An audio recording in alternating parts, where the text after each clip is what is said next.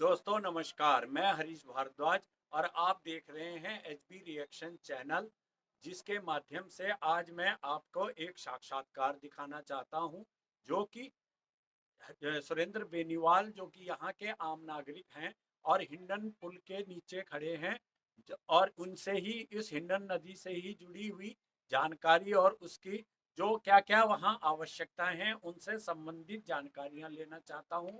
और वह एक आम नागरिक हैं, कोई बड़ी शख्सियत नहीं है, किंतु उनके मन में इस नदी और पर्यावरण को लेकर क्या है, साथ ही साथ यमुना नदी के बारे में उनके मन में क्या विचार हैं, वह उन्हीं के मुंह से आप तक पहुंचाने का प्रयास करूंगा और साथ ही साथ उससे जुड़ी नदी से जुड़ी हुई अन्य जानकारियां भी आपको दिखाने की कोशिश करूंगा। तो चलो वीडियो की ओर चलते हैं। लो जी, ये हैं सुरेंद्र बेनीवाल जी, और चलो इनका साक्षात्कार लेते हैं और देखते हैं कि यह क्या चाहते हैं और क्या कह रहे हैं। तो इन्हीं के जुबानी सुनते हैं कि ये क्या कहना चाहते हैं। कि जो आप पहले अपना नाम बताइए। जी सर, मेरा नाम सुरेंद्र बेनीवाल है। सुरेंद्र बेनीवाल यहीं रहते हैं? जी सर, हिंडन के ही नहीं, सोरखा गांव में। हाँ जी सर। और इसी मतलब इसी क्षेत्र में रहते हैं, हिंडन के किनारे पे। हाँ जी। तो क्या काम करते हैं आप यहाँ? सर मेरा काम है हाउसकीपिंग का काम है सर। हाँ, यही बिल्डिंग वगैरह। हाँ हाँ हाँ। अच्छा, मैं ये जानना चाहता हूँ, जैसे ये प्लास्टिक नहीं होनी चाहिए। यहीं पे शमशान घाट है, यहीं पे सब कुछ है सर। ये जो फेंकते ऊपर से ये भी गलत है। इससे बढ़िया आप यहाँ पे एक कमरा बना दो, उसके अंदर डाल दिया जाए।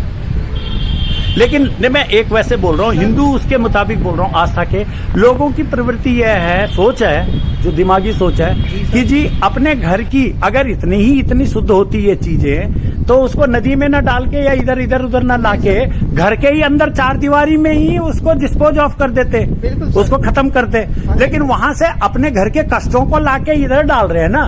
लेकिन ये क्या ये सही है? गलत बात है सर। मैं एक छोटी सी इसमें जातिवाद और धर्मवाद की बात आ जाती है, लेकिन इसमें मैं आपसे पूछना चाहता हूँ कि जो आप पहले अपना नाम बताइए। कचरा है ये, जब वो फेंकेगा तो भाई गंदगी तो उड़ेगी यहाँ। अब ये नदी, अगर ये हिंडन नदी जो है ये यमुना की सहायक नदी है। बिल्कुल जी सर। जो कचरा यहाँ गिरेगा, अगर हम यमुना को बिल्कुल साफ करना है, ये तो वो वाली बात हो गई ना कि जैसे आप अपने नाक की गंदगी निकाल के होंठ पे रखने वाली बात हो गई ना। बिल्कुल सर, है ना। तो गलत बात है ना। तो ये गलत बात है ना। लेकिन अगर इस चीज को आप अगर ये करना चाहते हैं, जैसे आप कह रहे हैं कि कमरा बना दे, मान लो कमरा भी ना भी बनाओ, एक चार दीवारी बना दे और उसके अंदर रखे और वहाँ एक ऐसी व्यवस्था कर दे कि सब कुछ वहीं डिस्पोज होना है। प्लास्टिक अलग हो जाएगा, सब कुछ अलग अलग हो जाएगा। जो लोग घरों के आगे जो नाले हैं उनमें फेंक देते हैं, घर के आगे चौराहों पे फेंक देते हैं कि कचरा उठाने वाले उठा के ले जाएंगे। कचरा व्यवस्था जो है वो पहले सुधर कौन करेगा? सरकार को करना चाहिए और हमको करना चाहिए खुद को। भाई सरकार कौन है? नहीं, एक बात बताओ, सरकार कौन है? हम ही लोग सरकार है ना। हमारे बीच में से नेता बन रहे हैं और वो वही उनको हम अपने आप जिता के उनको अपनी समस्याओं को समाधान के लिए चयनित कर रहे हैं। तो उस स्थिति में एक नॉर्मल बात है कि अगर हम इस चीज को वही जड़ की स्तर पे ही अगर रोक दें तो आगे इतना बड़ा विकराल रूप क्यों बनेगा? नहीं होगा सर, है ना। तो उसके लिए आप क्या सोचते हो, पहले ये बताओ। मैं आपके बीच में बिल्कुल नहीं बोलूंगा। मैं ये सोचता हूँ कि पहली बात तो ऐसी जगह पे गंदगी होनी नहीं चाहिए। ठीक, अगर होती भी है तो उसके लिए कमरा या वैसी चीज व्यवस्था बना दी जाए जो कि लोग बागों को भी परेशानी न हो और देखने में भी हमारा जो ये इंडिया भारत है कुछ भी है ये साफ दिखे। आगे के लिए हमारी तरक्की है, ना कि उन्हों की। तो यही कहना चाहूँगा सर मैं कि सरकार से ये गुजारिश करता हूँ मैं कि जैसे कि ये हिंडन नदी है और भी नदी हैं, इनकी साफ सफाई और जो जैसे कि यहाँ पे लगा दिया जाए कोई कर्मचारी या वैसे कि हाँ भाई कोई गेरे ना। अगर कोई घेरता है तो उसको पेनल्टी करो या कुछ भी करो, ऐसी व्यवस्था लाओ तो सुधरेगा सर हमारा समाज। अच्छा, मैं एक चीज जानना चाहता हूँ, जैसे ये हिंडन नदी है, आज ये नाले का रूप लिए हुई है ना। अगर इसकी दीवारों को जैसे नोएडा अथॉरिटी ने या ग्रेटर नोएडा अथॉरिटी ने, कुल मिला के गौतम बुद्ध जिले ने अपनी नालों को पक्की दीवारें बनाई है, अगर इसकी साइड में भी ऊंची पक्की दीवारें बना दी जाए और उसके साइड में नदी को एक गहरा करके वो बना दिया जाए, तो उससे क्या यहाँ साफ सफाई ठीक हो पाएगी?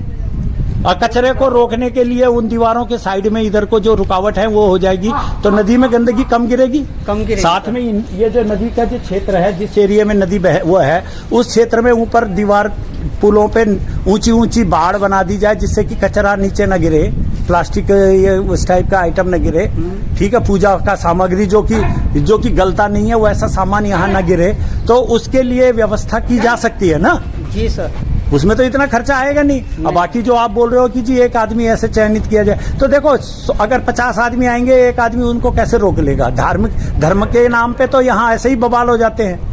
ठीक है ना। अच्छा, दूसरी बात, जैसे हिंदू रीति में यहाँ शमशान घाटों पे अंतिम संस्कार होता है। जो अन्य रीतियां हैं, जो अन्य धर्मों के हैं, वो तो दूसरी अपने नियमों के मुताबिक वो बॉडी को दबाते हैं या अंतिम संस्कार करते हैं, जो भी उनकी क्रिया है। तो क्या उनको मुक्ति नहीं मिलती? केवल हिंदुओं को ही मुक्ति मिलती है जो इस तरीके से करते हैं? इसके लिए एक प्रोविजन अलग से होना चाहिए ना, जिससे कि शरीर को भी मुक्ति मिल जाए और पर्यावरण को भी नुकसान ना हो। तो उसके लिए कुछ बोलना चाहते हैं? यही कहना चाहूंगा, जिससे कि नदी भी शुद्ध रहे, वातावरण भी शुद्ध रहे। कहना चाहूंगा कि जहाँ तक है, पहली बात तो ये कि पुल के ऊपर जैसे कि आपने देखा हुआ है रोड, यहाँ पे कुछ सुविधा नहीं है। अगर इसी के साथ में जाली भी लगा दे बड़ी, तो गिरेंगी नहीं, गंदगी डलेगी नहीं सर। और अगर ये भी तरीका नहीं होता है तो सर या तो चौकीदार करो या सफाई वाले। एक चौकीदार कैसे रोक लेगा? चौकीदार और सफाई वाले दो चाहिए, जो कि साथ के साथ उसको हटा दे और चौकीदार उसको आगे गिरने से रोकने की कोशिश करे। जी सर, है ना।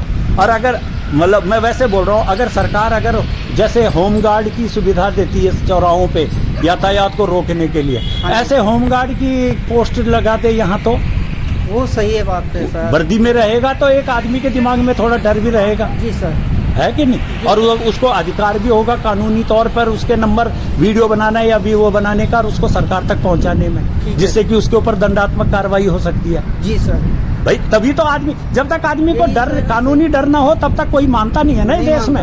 ये भारत देश में तो कोई किसी चीज की किसी की सुनता ही नहीं है। आए दिन किसी को भी गाली गलौच और मार धार कर देते हैं। तो उसको रोकने का तरीका तो यह है ना, यही है सर, है ना। और कोई लेकिन चलो मैं आपकी बात को आगे पहुंचाने का प्रयास करूंगा।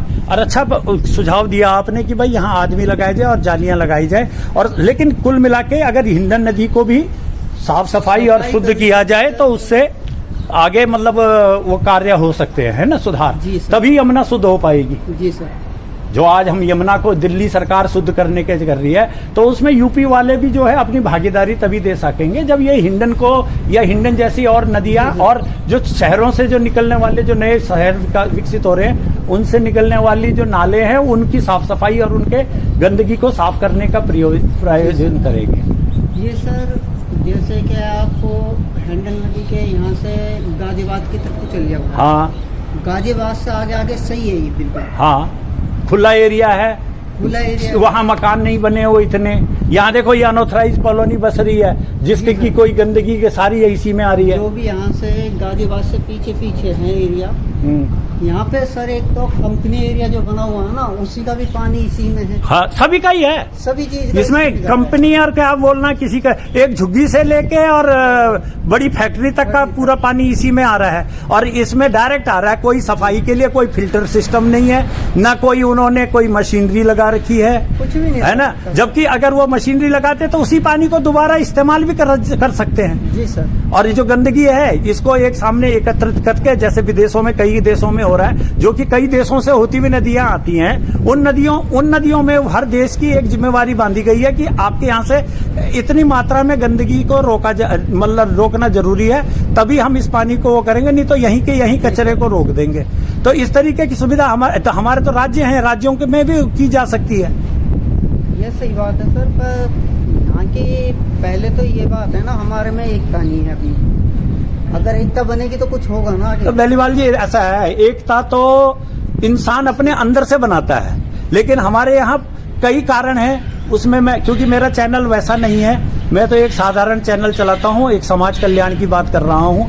जब पूरा देश अगर या सारे मीडिया और सभी लोग जो हैं यमुना सफाई के नाम पे कुछ न कुछ का अपना सहयोग दे रहे हैं, तो मैं भी उसमें एक छोटी सी बूंद की तरह सहयोग देने का वो कर रहा हूँ और आपसे भी उसी की एक उम्मीद लगा रहा हूँ कि आप लोग अपनी सहायता अपना वो दे। हो सकता आपकी कोई बात सरकार अमल में ले और उस चीज को लाके और उस चीज में आपका सहयोग माना जाए कि भाई आपने भी इसमें, जैसे बोलते हैं ना कि जैसे आपने डुबकी लगाई मान लो वो उसमें गंगा में, त्रिवेणी में, तो बोला जी कि मोक्ष पा लिया। तो ऐसे ही आपके इस सहयोग से हो सकता है यमुना की सफाई हो जाए, हिंडन की सफाई हो जाए और दूसरे नालों की भी व्यवस्था मिल जाए, तो आपकी एक बात ही बहुत काम की हो जाएगी। ये देखो नीचे देख लो, नीचे देखो, ये पूरी गंदगी फेंक रहे हैं यहाँ। ये सारा पूजा के नाम पे दिए, प्लास्टिक सामान, ये कचरा, और कई मतलब सारे भगवान जो हैं वो घर से निकल के और नालों में और नदियों में गिर रहे हैं। अब इसमें क्या बोले किसी को भी। तो नदियों को साफ कैसे रख सकते हैं, यह एक सोचने की बात है और इस बारे में सरकार को विशेषकर ध्यान देने की ज़रूरत है। और जो काम बेनीवाल जी के द्वारा बताया गया है, सुरेंद्र बेनीवाल जी के द्वारा, उसके बारे में सरकार को सोचना चाहिए। जब एक आम नागरिक इस बारे में सोच सकता है तो सरकार में बैठे हुए महकमे के लोग और जो जिम्मेवार लोग हैं और साथ ही साथ सरकार में बैठे हुए नेतागण हैं, विशेषकर जो इन संबंधित विभागों से जुड़े हुए हैं, उन्हें भी इस बारे में विचार करने की आवश्यकता है, क्योंकि पावर तो उन्हीं के हाथ में है। और जहाँ तक जनता है, जनता से तो सहयोग मांगा जा सकता है और जनता इस बारे में सहयोग देने के लिए तैयार भी सदैव रहती है। तो इस बारे में विशेषकर स्थानीय प्रशासनों को एक मीटिंग करके और जनहित में विभिन्न माध्यमों से सार्वजनिक घोषणा करनी चाहिए और जनता के सहयोग की कामना के लिए कार्य करने चाहिए। ये नाले के बगल में जो ये मंदिर बनाया है, इसमें भगवान विराजमान हैं। तो ये देखिए कि नाले में जो गंदगी है और जो बदबू उठ रही है, उस गंदगी का प्रभाव मंदिर में आने वालों पे या यहाँ विराजित भगवान के स्वास्थ्य पर कितना प्रभाव पड़ रहा होगा। क्योंकि हिंदू रीति के मुताबिक जब ठंड होती है तो भगवान को रजाई या कंबल ओढ़ा जाता है और जब गर्मी होती है तो पंखा चलाया जाता है या एसी लगाया जाता है। तो जब उन चीज़ों का वास्तविक जीवन पर इस चीज़ का प्रभाव पड़ता है तो यह नाले के बगल में मंदिर का क्या औचित्य है और भगवान यहाँ आने वाले भक्तों की पूजा का कितना प्रतिफल उन्हें देते हैं, इसी से लगाया जा सकता है। क्योंकि भावना में ही भक्त और भगवान का एक तालमेल बना हुआ है। तो इस बारे में सोचने की ज़रूरत है और नाले को कवर करवाने की ज़रूरत है। इन नालों की समय समय पर साफ़ सफाई की आवश्यकता है और जो इनमें या इनके ऊपर पुल और पुलियाएँ या पाइपलाइन लगी हुई हैं, इन पाइपलाइनों को भी यहाँ से शिफ्ट करके और सुधारने की आवश्यकता है और नालों को कवर करके इनके ऊपर कुछ ऐसे साधन बनाने की आवश्यकता है जिससे कि नाले समय समय पर साफ़ सुथरे रहें और इनसे निकलने वाली गैस पर्यावरण को प्रदूषित न करके यह आवश्यकता के लिए प्रयोग में लाई जा सके। क्योंकि कवर करने के से जो गैस एकत्र होगी, उस गैस को अगर हम बाहर नहीं निकालेंगे तो वह विस्फोट करेगी और अगर उसे प्रयोग में लाएंगे तो उससे समाज का और देश का भला होगा और देश प्रगतिशील और कई संसाधनों से भरपूर होगा।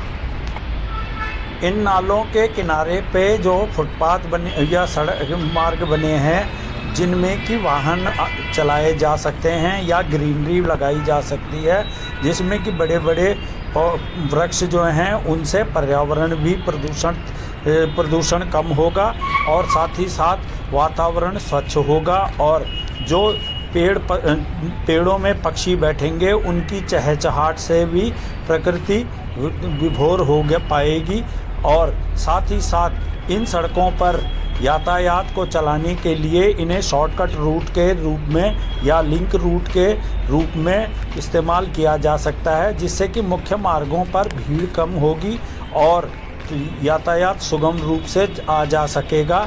और जो विभिन्न सड़कें बनाई जा रही हैं या पेड़ काटकर चौड़ीकरण किए जा रही हैं, उन सड़कों के चौड़ीकरण को कम करके पुनः वहां वृक्ष लगाए जा सकते हैं, जिससे कि वातावरण हरित होगा और पर्यावरण जो है वह ऑक्सीजन युक्त होगा। इस बारे में सरकारों को और संबंधित विभागों को और निजी संस्थानों को सोचने की आवश्यकता है और इस कचरे को डालने वालों के ऊपर दंडात्मक कार्रवाई करने की आवश्यकता है और इसके लिए छोटे छोटे प्लांट लगाकर इसे वहीं पर ही संशोधित किया जा सकता है। यह बेनीवाल जी के साथ जो साक्षात्कार है, इसे देखकर आपको समाज के हर वर्ग के लोगों के हित के बारे में जानकारी प्राप्त हुई होगी और आशा है कि आप इस प्रकार के साक्षात्कार को आगे भी प्रोत्साहित करते रहेंगे। और अगर यह वीडियो आपको पसंद आया है तो इसे लाइक, शेयर, कमेंट्स करें और इसी प्रकार के वीडियो देखते रहें। वीडियो देखने के लिए आपका बहुत बहुत धन्यवाद।